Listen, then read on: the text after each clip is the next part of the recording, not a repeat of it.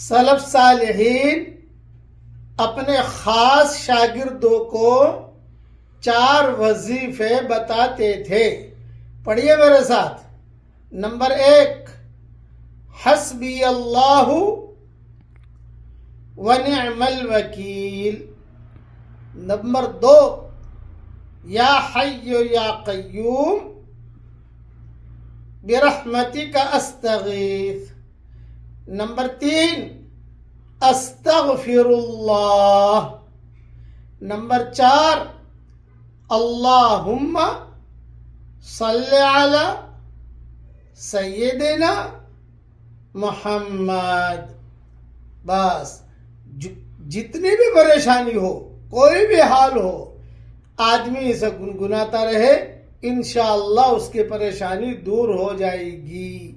یہ کئی حدیثوں کا مجموعہ میں نے بیان کر دیا. اللہ تعالیٰ اس امت کی اجتماعی اور انفرادی پریشانیوں کو دور فرمائے. آمین.